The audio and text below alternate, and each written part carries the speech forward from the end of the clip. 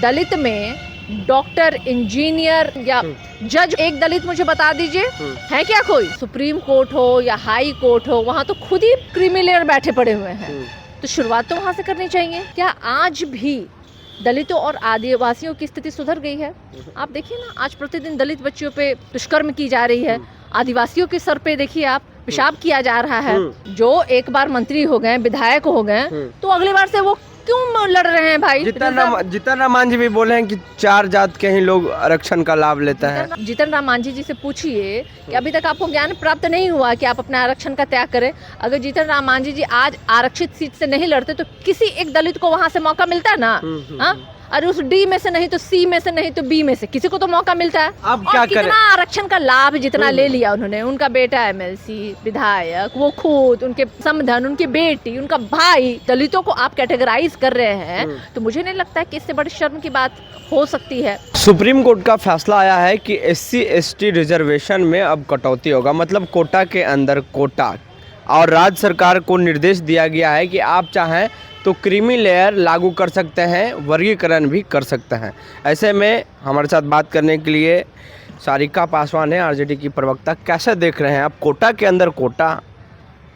देखिए, सबसे पहले तो आरक्षण देने का जो प्रावधान है हमारे कॉन्स्टिट्यूशन में और बाबा साहब भीमराव अंबेडकर ने, वो सामाजिक रूप से आरक्षण का प्रावधान है। और वो जातियाँ जो कि सालों से, सदियों से, मैं तो कहूँगी, जो सदियों से प्रताड़ना और अपेक्षा उन्होंने देखा है, छुआछूत जो जिन्होंने सुना, एक समय में जिनको की शिक्षा का अधिकार नहीं था, एक कुएं में पानी पीने का अधिकार नहीं था, अरे भाई नदी से पानी लेने का अधिकार नहीं था, जिनकी बस्तियां और टोले जो हैं वो उस दिशा में हुआ करती थी जहाँ जिस दिशा में कि समझिए मृत्यु के पश्चात लोगों को रखा जाता है, ये कह करके कि वो दिशा जो होती है वो अशुभ होती है मानी जाती है, यानी कि दक्षिण दिशा में की ओर।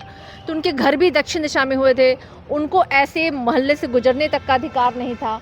और जब वो गुजरते भी थे तो उनके गले में हांडी और उनके पीछे झाड़ू बांधा जाता था ताकि वो जिस ओर से गुजरे वो रास्ता जो है वो साफ होता हुआ जाए। चप्पल भी उसके बाद भी थोड़ी स्थिति बदली, बावजूद इसके लोग आज माथे पे चप्पल लेकर के घूम रहे हैं। आज भी ऐसी स्थितियां हैं कि लोग घोड़ी पे चढ़ रहे हैं तो इसके लिए मार खा रहे हैं। आपको ये भी मैं बताना चाहूँगी कि एक IPS जो कि दलित समुदाय से, मैं नाम नहीं लेना चाहूँगी, उनको भी घोड़ी चढ़ने के को नहीं दिया गया। बाद में उन्होंने अपनी पूरी पुलिस प्रशासन को बुलाया और पूरी पुलिस प्रशासन और बटालियन उनके साथ उनके बारात में शामिल हुई। तो आज आज़ादी का जश्न हम मना रहे हैं, बावजूद इसके आज परिस्थितियां बदली नहीं हैं। तो आप समझ लीजिए कि क्या स्थिति है।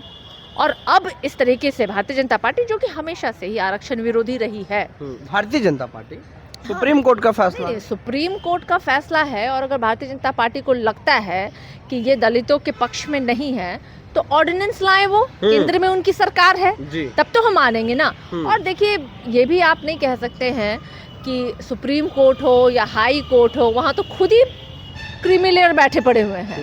तो शुरुआत तो वहाँ से करनी चाहिए। जिनके दादा, परदादा, चाचा, उन्हीं के बेटे, किस दलित के आज तक एक दलित मुझे बता दीजिए, है क्या कोई? नहीं ना, क्योंकि वो तो अभी अभी पढ़ना शुरू किए हैं। आज भी अगर आप दलित में डॉक्टर, इंजीनियर या आप बड़े बिजनेसमैन या जज खोजिए आपको, तो मुझे नहीं लगता है कि एक जनरेशन के अलावा आपको पिछले आप जाइए 10 जनरेशन के पीछे तो आपको मिलेंगी भी वो, क्योंकि आज़ादी ही नहीं थी पढ़ने की, इतनी सुविधाएं ही नहीं थी। अच्छा, इस तरह का जो फैसला लेती है सुप्रीम कोर्ट, आखिर क्यों लेती है? क्या केंद्र सरकार का दबाव रहता है या खुद से दे देती है बिना सोचे समझे? देखिए, जब सुप्रीम कोर्ट, हाई कोर्ट या लोअर कोर्ट जो भी है, एक सिलसिला बना हुआ है, तो वहाँ तो भाई बहस होती है, मेरिट पे सुनवाई होती है, क्या होता है। मैं उतनी कानूनी प्रक्रिया को नहीं जानती हूँ, लेकिन जो मैंने सुना है और जितना मैंने जाना है उस हिसाब से। लेकिन देखिए, वहाँ भी 6 जजों की जो बेंच थी, वहाँ भी एक जज ने इसका विरोध किया, जो कि एक महिला थी, त्रिवेदी। उन्होंने इसका विरोध किया और उन्होंने सीधे कहा कि ये 341 आर्टिकल का उल्लंघन है, जिसमें कि साफ है कि राज्य सरकार को भी इसका अधिकार नहीं है कि वो उसमें बदलाव करे। बावजूद इसके ये जजमेंट हुआ है। तो हम सुप्रीम कोर्ट के जजमेंट पे भले ना बोले, क्योंकि सब हम सब जो है न्यायपालिका का सम्मान करते हैं, बावजूद इसके वहाँ भी एक जज थी जो इसके खिलाफ रही वो। अब अगर भारतीय जनता पार्टी जो कि केंद्र में सरकार है, क्योंकि ये मामला जो है बहुत बड़ा मामला और एक मास लेवल से जुड़े हुए लोगों का मामला है, क्योंकि उसमें उस दायरे में दलित भी आते हैं, आदिवासी भी आते हैं। और आप देख लीजिए ना, क्या आज भी दलितों और आदिवासियों की स्थिति सुधर गई है? आप देखिए ना, आज प्रतिदिन दलित बच्चियों पे दुष्कर्म की जा रही है, आदिवासियों के सर पे देखिए आप पेशाब किया जा रहा है। हाँ, अगर जिनको पद मिल भी जा रहा है वो भी आज अपने स्वेच्छा से अपने डिसीजंस नहीं ले पा रहे हैं या अपने लोगों के पक्ष में नहीं खड़े हो पा। तो कहीं ना कहीं मुझे लगता है एक स्वतंत्रता अभी भी हमारे समाज के लोगों में, या वो जागरूकता हमारे समाज के लोगों को नहीं आई है। दलित समाज के लोगों के बारे में क्या सोचते हैं कि वो अमीर हो गए हैं?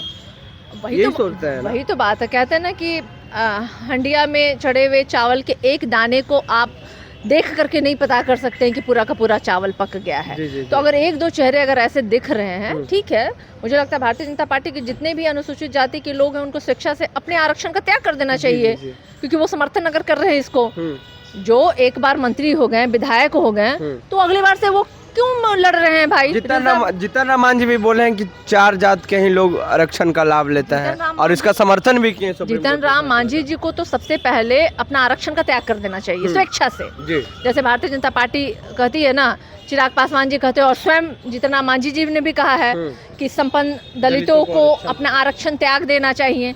तो पहले तो जीतन राम मांझी जी से पूछिए कि अभी तक आपको ज्ञान प्राप्त नहीं हुआ कि आप अपने आरक्षण का त्याग करें। अगर जीतन राम मांझी जी आज आरक्षित सीट से नहीं लड़ते तो किसी एक दलित को वहां से मौका मिलता ना।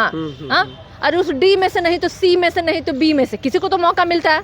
जो आप कैटेगराइज कर रहे हैं, दलितों को आप कैटेगराइज कर रहे हैं, तो मुझे नहीं लगता है कि इससे बड़ी शर्म की बात हो सकती है।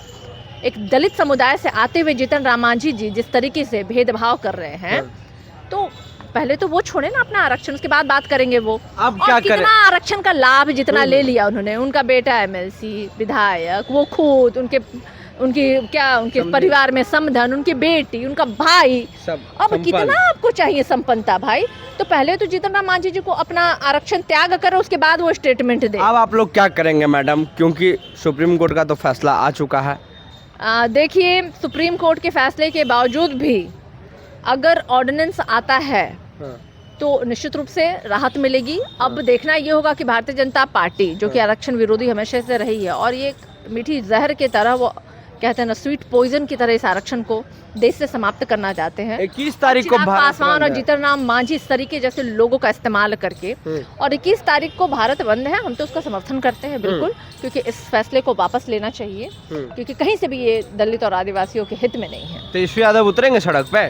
तेजस्वी यादव जी हमारी पार्टी जो है, पहले ही दिन उन्होंने इस बात में, इस बिल के खिलाफ उन्होंने बोला है कि ये कहीं से भी सही नहीं है।